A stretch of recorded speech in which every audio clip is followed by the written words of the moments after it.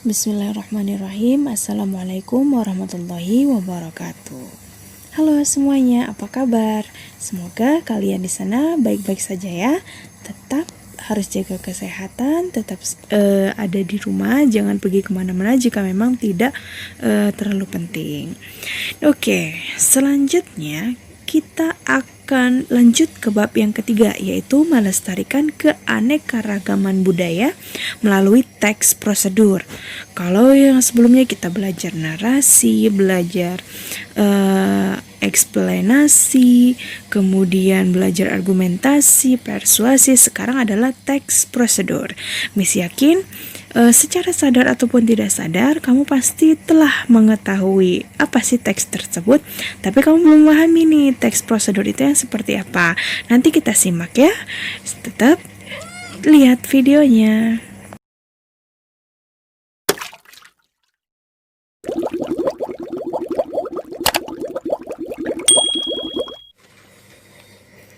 Indonesia merupakan negara yang terkenal dengan keanekaragamannya, baik itu dari suku, kuliner, seni, budaya, bahasa, dari segala semuanya Indonesia itu yang paling kaya. Begitu melimpahnya kekayaan budaya tersebut sehingga dapat menarik wisatawan, bisa menarik dari seninya, dari kulinernya, suku, dan juga bahasanya, baik itu di dalam maupun di luar negeri. Adapun kaitannya dengan keanekaragaman budaya, kali ini kita akan mempelajari teks prosedur tentang cara untuk melakukan sesuatu. Seperti bagaimana sih cara memainkan alat musik, bagaimana menari tarian daerah, dan juga bagaimana sih cara membuat sesuatu seperti membuat makanan atau kuliner khas Nusantara. Coba kita simak ya pembahasan berikutnya. A. Mengidentifikasi jenis teks prosedur. Indonesia merupakan negara yang kaya akan budaya dan adat istiadat di setiap sukunya. Agar budaya dan adat istiadat tersebut tetap ada dan tidak punah, kita wajib melestarikannya. Melalui pembelajaran kali ini, kita akan mengidentifikasi isi teks prosedur, sekaligus mempelajari budaya yang ada di Indonesia. Teks prosedur adalah suatu teks yang memuat langkah-langkah atau urutan-urutan dalam membuat sesuatu atau melakukan aktivitas tertentu dengan maksud mencapai apa yang diinginkan. Teks prosedur memiliki fungsi untuk mempermudah pembaca dalam menyelesaikan sesuatu dengan baik. Oleh karena itu, dalam pembuatan langkah-langkah harus detail dan menggunakan kata-kata yang mudah dipahami oleh si pembaca. Selain itu, langkah-langkah tidak dapat dilakukan secara acak,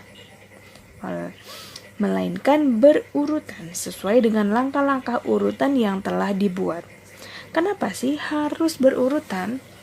Karena teks prosedur itu kebanyakan jadi seperti bagaimana cara membuat sesuatu atau bagaimana untuk mencapai sesuatu. Contoh nih, kalau misalnya kita mau masak sayur asam, gimana sih cara membuat sayur asam? Kalau misalnya kita acak, tahu-tahu langsung ceburkan sayurannya ke dalam air, loh, kita kapan ngambil airnya? Jadi kenapa sih memang harus berurutan dari step yang awal sampai dengan step terakhir? Karena ketika suatu proses itu kamu lewati, maka tidak akan jadi tujuan kamu juga tidak akan tercapai. Kalau misalnya kita buat sayur asam atau langsung masukin sayurnya, ya udah sayur asamnya nggak bakalan matang dan nggak bakalan jadi kalau itu tuh sayur asam. Maka kenapa harus dibutuhkan? Yaitu untuk mencapai suatu dengan tujuan yang sudah kita tentukan. Jadi ketika satu step itu kita skip, kita lewati, maka semuanya akan tidak sesuai dengan harapan. Mungkin akan mencapai tujuannya, tetapi tidak sesuai dengan yang diharapkan. Makanya dibutuhkanlah untuk mengikuti step by step. Jadi langkah pertama, kedua, ketiga semua diikuti alurnya. Jadi tidak boleh ada satu yang terlewat dari langkah-langkah tersebut. Selanjutnya, kita akan membahas ciri-ciri yang ada di dalam teks prosedur, yaitu sebagai berikut. 1. Menggunakan kata perintah, yakni suatu kalimat yang bermaksud untuk meminta pembaca melakukan apa yang diperintahkan oleh langkah-langkah tersebut. Jadi tujuannya itu bukan sebagai perintah yang cepat tutup pintu, enggak, tapi perintah di sini lebih menekankan kalau si pembaca itu memang benar-benar harus mengikuti apa yang diperintahkan oleh si narasumber. Kedua, menggunakan kata penghubung, yaitu setelah itu, kemudian, pertama, kedua, selanjutnya, akhirnya, dan lain sebagainya. Contoh, pertama-tama kita siapkan air. Setelah itu, kita nyalakan apinya. Selanjutnya, itu adalah menggunakan kata-kata konjungsi. Ketiga, menyebutkan waktu dan tepat serta langkah-langkah yang akurat. Misalnya, jika Anda ingin merebus telur, rebuslah selama 5 menit. Nah, itu adalah waktu. Terus kalau misalnya tempat, gunakanlah wadah A atau wadah B. Jadi semuanya itu tepat dan juga akurat. Ketika kamu melewati atau kamu tidak sesuai dengan perintahnya, maka ya tidak akan jadi apa yang kita harapkan. Jadi pernah ada yang di MasterChef, kalau nggak salah dia tuh entah membuat telur apa gitu. Jadi ngebuat telur, jadi selama 5 menit itu harus direbus. Jadi telur yang mateng banget itu bukan, yang jadi kayak setengah mateng yang masih ada lendir-lendirnya kayak gitu, Miss juga lupa namanya apa. Jadi waktu itu benar-benar harus 5 menit sampai para chef yang lagi berkompetisi itu benar-benar melihat jam, harus benar-benar 5 menit. Jadi kurang 5 menit itu gagal, lewat dari 5 menit itu juga gagal. Jadi ketepatan juga harus diperhatikan secara seksama. Selanjutnya, kita akan membahas tentang macam-macam dari teks prosedur. Teks prosedur sini dibagi atas 2 macam. Yang pertama, teks prosedur sederhana, dan yang kedua adalah teks prosedur kompleks. Teks prosedur sederhana adalah teks yang di dalam tidak terdapat uraian mengenai alat dan juga bahan. Namun sebaliknya, jika teks prosedur kompleks itu akan memuat seperti memuat alat ataupun bahan, jadi kebalikannya dari teks prosedur yang sederhana. Di dalam prakteknya, kebanyakan orang itu lebih senang menggunakan teks prosedur kompleks. Kenapa? Karena pertama, dia itu ada kata pembukanya, kemudian diperinci alat-alatnya apa, bahannya atau sausnya, kemudian cara memasaknya. Jadi semuanya itu ditulis per poin. Beda dengan teks prosedur sederhana, dia itu lebih ditulisnya per paragraf, walaupun memang di paragraf kedua dan 3 itu ditulis per poin, tetapi orang akan malas. Jadi kan karena memang memasak itu tidak selamanya terpaku oleh teks. Jadi orang itu lebih suka membaca teks yang kompleks karena memang tidak terlalu banyak kata, dan kita pun juga tidak terus memperhatikan banget, enggak. Jadi memang per poin, yaitu akan lebih mudah ketimbang kita harus menarasikannya dengan secara detail dan rinci. B. Menyimpulkan isi teks prosedur. Setelah memahami isi, ciri-ciri, dan jenis teks prosedur, kali ini kamu akan belajar menyimpulkan informasi yang terdapat di dalam teks prosedur. Simpulan adalah suatu ringkasan atau pendapat yang mengandung informasi dan isi penting dari sebuah informasi yang telah kamu baca, yang telah kamu pahami, kemudian kamu ungkapkan kembali menggunakan kata-kata kamu sendiri. Kesimpulan itu didapat setelah kamu membaca, menelaah, memahami, dan juga mengerti isi ataupun bacaan yang akan disampaikan atau yang terdapat di dalam teks. Membuat kesimpulan dan isi teks prosedur tidak jauh berbeda dengan menyimpulkan isi teks pada umumnya. Jadi memang semuanya itu kesimpulan itu memang sama. Kita baca dimanapun atau teks apapun pasti kita akan membutuhkan kesimpulan. Jadi kesimpulan itu seperti, oh jadi ceritanya seperti ini, oh saya harus melakukan ini. Nah itu adalah kesimpulan. Kesimpulan itu adalah intisari dari sebuah teks. Selanjutnya, kita akan membahas tentang langkah-langkah untuk membuat kesimpulan. Pertama, yang pastinya adalah kamu harus membaca teks tersebut. Untuk apa? Untuk mendapatkan informasi. Bagaimana cara membacanya? Yaitu dengan seksama. Seksama itu apa sih? Yaitu kamu membaca itu tidak membaca secara ekstensif tapi lebih ke intensif. Jadi bacanya itu harus perlahan-lahan, kamu harus mengerti apa yang disampaikan, kamu mengetahui ide pokoknya. Jadi itu yang dimaksud dengan seksama. Jadi kamu benar-benar perhatikan, kamu baca, kamu telaah, kamu pahami. Kemudian setelah langkah pertama selesai, kamu akan menuju ke langkah yang selanjutnya, yaitu menafsirkan pokok pembahasan. Menafsirkan di sini maksudnya ada mengartikan. Jadi kamu menemukan apa sih maksud teks ini atau teks ini tuh mau ngapain. Kemudian setelah itu menentukan pokok pikiran. Kan pokok itu adalah inti, berarti inti-inti dari pemikiran itu apa atau inti dari teks tersebut itu apa. Menulis kembali pokok pikiran dengan kalimat sendiri. Jadi setelah kamu baca, kamu telaah, kamu udah paham isinya itu apa, kamu udah mengerti per poinnya, dan kemudian kamu akan nulis kembali. Jadi menulis kembali ini tidak harus terpaku pada teks sebelumnya, tetapi lebih mengandalkan kepada bagaimana sih cara kamu itu menyampaikan atau kamu itu menulis kembali, kamu menyampaikan kembali menurut bahasa dan juga pemikirannya kamu atau pemahamannya kamu. Jadi tidak harus sama, memang harus sama tetapi bukan dari segi tata kalimat sama, kemudian susunan sama, enggak, tapi dari segi inti. Jadi gini, antara orang satu dengan orang yang lain, mereka mempunyai pemikiran, misalnya ditugaskan untuk menarasikan pohon kelapa atau misalnya menarasikan tentang cerita A. Nah, mereka kan sama-sama mendapatkan cerita yang sama, tetapi ketika mengungkapkan kembali, ketika disuruh menceritakan kembali menggunakan bahasa mereka, menurut pemahaman mereka pasti akan ada perbedaan penyampaian. Jadi antara orang satu dengan orang yang lain mempunyai kapasitas pemikiran yang berbeda, bahasa yang berbeda pula. Maka kenapa antara orang yang satu dengan yang lain, walaupun topiknya itu sama, pasti cara penyampaiannya itu berbeda, penggunaan kalimatnya pun berbeda. Jadi memang tergantung kepada seberapa banyak sih mereka itu menggunakan kata, seberapa banyak pengalaman mereka tentang suatu kejadian tersebut. C. Menelaah struktur dan kebahasaan teks prosedur. Setelah mempelajari ciri umum dan menyampaikan isi teks prosedur, pada bagian ini kamu akan mempelajari secara detail tentang struktur dan unsur kebahasaan teks prosedur. Pertama adalah struktur teks prosedur. Struktur teks prosedur sederhana meliputi bagian tujuan, langkah-langkah, dan penutup. Bagian tujuan berisi pengantar maksud atau tujuan produk atau petunjuk yang akan dijelaskan. Bagian langkah-langkah berisi tahapan kegiatan atau urutan yang harus dilakukan.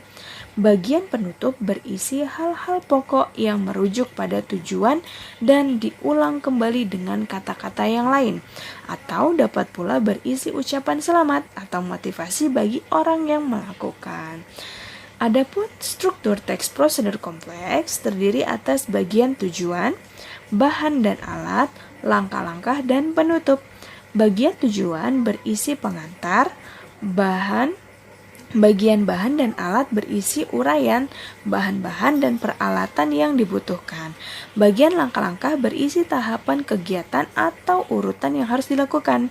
Bagian penutup berisi ucapan selamat atau memotivasi orang yang melakukan sesuatu. Itu adalah perbedaannya.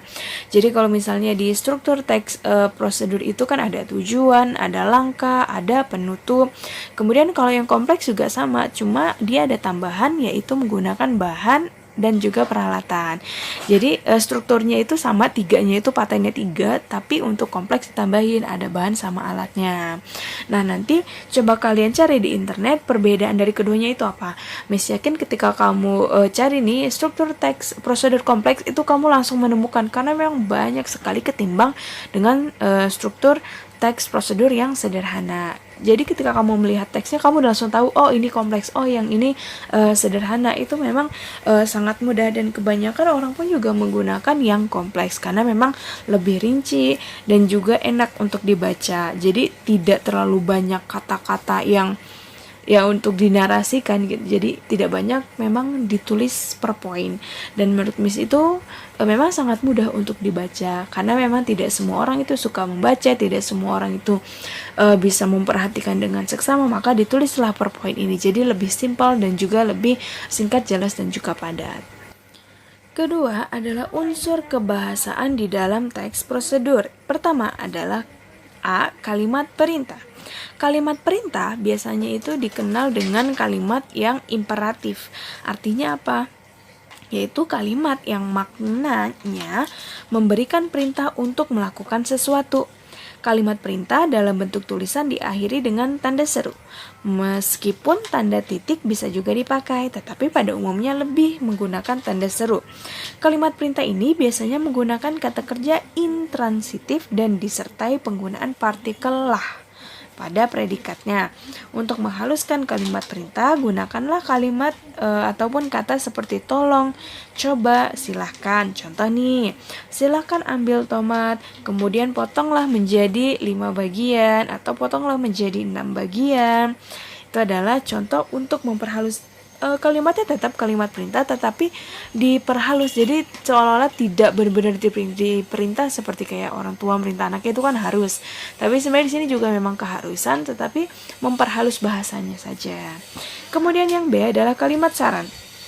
Kalimat saran adalah kalimat yang berisi ulasan atau anjuran yang diungkapkan dengan tujuan agar ada suatu perubahan yang lebih baik. Kalimat saran masih tergolong sebagai kalimat perintah atau imperatif. Contohnya, kata yang menunjukkan saran yaitu sebaiknya, seharusnya, lebih baik jika, pastikan, perlu diingat, usahakan, dan lain sebagainya. Contoh nih, sebaiknya gunakan sayur bayam yang masih segar. Kemudian ada yang menggunakan kalimat larangan. Kalimat larangan masih tergolong ke dalam kalimat perintah. Hanya saja pada kalimat ini sering didahului dengan kata jangan, yaitu kata-kata yang berbau negatif. Contoh, jangan berebus sayuran terlalu lama. Kemudian menggunakan kalimat aktif dan juga pasif. Kalimat aktif adalah kalimat yang predikatnya melakukan suatu pekerjaan. Ciri terpenting pada kalimat aktif ini adalah predikatnya berupa kata kerja yang berawalan men, me, dan juga ber. Namun ada juga kalimat aktif yang predikatnya tidak disertai kedua imbuhan tersebut. Contoh nih, jangan lupa untuk menumis bawang merah terlebih dahulu. Atau misalnya di sini Angie memotong sayur. Nah, memotong di sini adalah predikat dari kata kerja atau kalimat yang aktif. Selanjutnya, kalimat pasif adalah kalimat yang subjeknya dikenai tindakan. Kalimat pasif ini pada predikatnya biasanya berawalan di atau ter. Contoh, adonan tersebut diaduk hingga tercampur rata. Atau bisa juga sayur dipotong Angie. Jadi tadinya itu memotong atau menyapu, jadi diganti menggunakan dipotong, terpotong. Jadi katanya itu di dan juga ter. Selanjutnya adalah kata adverbia. Kata adverbia adalah kata keterangan. Kata yang memberi keterangan atau penjelasan pada kata lainnya. Pada teks prosedur, kata adverbia atau kata keterangan dibagi menjadi 3. Pertama, keterangan cara berfungsi menambahkan keterangan cara pada kegiatan atau peristiwa yang terjadi. Contoh, tumbuklah bumbu sampai halus. Kedua, keterangan alat berfungsi menjelaskan alat yang digunakan pada sebuah kegiatan atau peristiwa. Contoh, petiklah senar kecapi dengan jari. Keterangan tujuan berfungsi untuk menjelaskan tujuan pada kalimat. Contoh, gunakan api kecil supaya tidak cepat hangus. Konjungsi urutan waktu. Konjungsi urutan waktu adalah kata tugas yang menghubungkan dua klausa atau kalimat atau paragraf yang menyatakan urutan waktu. Beberapa contoh konjungsi urutan waktu yaitu selanjutnya, kemudian, lalu, pertama-tama, dan lainnya. Contoh, masukkan beras ke dalam panci lalu tuangkan air secukupnya. Setelah itu, tutuplah magicom. Kemudian, imbuhan sufiks. Imbuhan sufiks atau akhiran adalah imbuhan yang diletakkan di belakang kata dasar. Contohnya adalah kan, letakkan, an, tujuan, kemudian ada i dan juga ada nya. Selanjutnya yaitu bagian D, menyajikan teks prosedur secara lisan dan juga tulisan. Setelah membaca, memahami, serta melengkapi ragam contoh teks prosedur, pada bagian ini kamu akan berkarya untuk membuat teks prosedur, baik secara lisan maupun secara tulisan. Nah, untuk membuatnya secara tulisan, pertama kita harus menentukan tema terlebih dahulu atau topik. Misalnya kamu suka dengan yang namanya memasak, berarti fokusnya adalah memasak. Kemudian tujuannya untuk apa? Misalnya kamu mau masak sayur asam, tujuannya untuk apa? Untuk membuat sayur asam yang enak, itu adalah tujuan. Kemudian alat yang digunakan, kalau masak sayur asam misalnya butuh gidir atau panci, kemudian ada sendok sayur, kemudian talenan, pisau, dan kemudian bahannya itu apa? Ada sayur labu, ada kacang panjang, ada melinjo, dan juga sebagainya. Kemudian cara memasaknya bagaimana? Kamu tulis per poin dulu cara memasaknya. Misalnya kayak pertama masukkan air ke dalam panci, tunggu sampai mendidih, habis itu haluskan bumbu. Itu adalah cara memasaknya, tapi masih poin per poin, dan kemudian disusunlah menjadi langkah-langkah yang benar, atau tadinya kita kan masih per poin, jadi kita buatlah menjadi sebuah kalimat. Setelah itu kalau untuk menyampaikan secara lisan berarti kita sudah melalui proses tulisan dulu nih, teks prosedurnya. Jadi tulisan ini sudah jadi, barulah kita bisa menyampaikan secara lisan. Pertama, untuk menyampaikannya, pertama kita harus baca tulisan kita, harus menguasai juga. Jadi jangan hanya dibaca. Kalau misalnya kamu paham, itu akan lebih bagus. Tapi kalau misalnya kamu tidak mengerti cara membuatnya, jadikanlah seolah-olah kamu itu menguasai untuk membuatnya, walaupun memang kamu itu belum pernah membuatnya. Kemudian dibacakan menggunakan intonasi yang tepat. Sebenarnya sih bukan dibacakan kayak menggunakan teks kayak orang mau proklamasi gitu, bukan. Jadi sebenarnya lebih kepada kamu itu ngejelasin sama orang, tetapi jelasinnya tuh kayak chef gitu, kayak pertama-tama kita akan melakukan ini, padahal sebelumnya dia itu sudah baca. Nah, setelah kamu melakukan proses tersebut, ya udah seolah-olah kamu tuh benar-benar menguasai apa yang kamu sampaikan. Jangan sampai kamu terlihat gugup abis itu apa ya. Nah, itu yang harus dihindari. Ketika kamu lupa, kamu bisa mengalihkannya ke lain hal. Menyampaikannya pun juga harus menggunakan intonasi yang tepat. Maksudnya jangan sampai kayak masukkanlah garam, jangan sampai seperti itu. Jadi harus ada masukkanlah garam sejumput ataupun sesuai dengan selera Anda. Jadi kita itu harus seolah-olah intonasi kita tuh benar-benar yakin itu caranya gitu. Jadi kalau misalnya kita setelah ini kita masukin garam, jadi nah di situ kita sudah mulai ragu, ini sebenarnya menguasai atau tidak, atau dia tuh bisa grogi gitu. Nah, itulah hal-hal yang perlu dihindari. Kemudian juga tidak boleh terburu-buru, kayak misalnya setelah ini kita harus masukin garam, habis masukin garam jangan lupa masukin gula biar itu nah itu jadi orangnya dengan terkadang kita ngomong pelan aja juga orang tuh agak susah untuk memahami, karena memang kapasitas dari mengingat atau kapasitas dari otak seseorang itu pasti akan berbeda. Jadi kemungkinan mereka akan mencatat step by stepnya, atau mereka juga akan merekam. Jadi ada berbagai macam cara, cuma bagaimana sih cara kita untuk mendeliver ke orang itu, begini loh cara masak yang benar. Dan jadi kayak kalau misalnya intonasi kita tinggi, terus kan kita marah-marah atau terlalu rendah, jadi nanti ngantuk. Jadi nadanya itu standar, kadang kita harus tinggiin, kadang juga kita harus rendahin. Jadi semuanya itu harus sesuai dengan kebutuhannya kita. Jadi di mana ada penekanan berarti kan menggunakan kalimat ataupun nada yang agak tinggi. Jadi disesuaikanlah dengan kebutuhannya. Jangan sampai kita itu juga dianggap teriak-teriak kayak orang marah-marah. Nah, itu juga yang harus dihindari. Jadi jangan terburu-buru, santai aja. Seperti kayak kamu masak, atau lebih baik mungkin kamu bikin video, kemudian kamu tunjukkan ke teman-teman kamu sambil kamu jelaskan. Jadi awal itu seperti ini, kemudian setelah itu jadi kita itu ada contekan lah istilahnya. Demikianlah presentasi yang Miss lakukan, yang sudah Miss jelaskan tentang teks prosedur. Buku yang Miss gunakan di sini adalah buku dari CV Arya Duta. Jadi memang untuk paket B yaitu paket kesetaraan SMP mungkin juga akan berbeda dengan buku-buku yang kamu pakai, tetapi secara garis besarnya insya Allah semuanya itu adalah sama. Mungkin hanya ada penambahan sedikit atau penggunaan istilah yang berbeda. Itu pasti akan ada hal seperti itu yang terjadi karena memang antara setiap orang, setiap percetakan semua mempunyai versi yang berbeda-beda.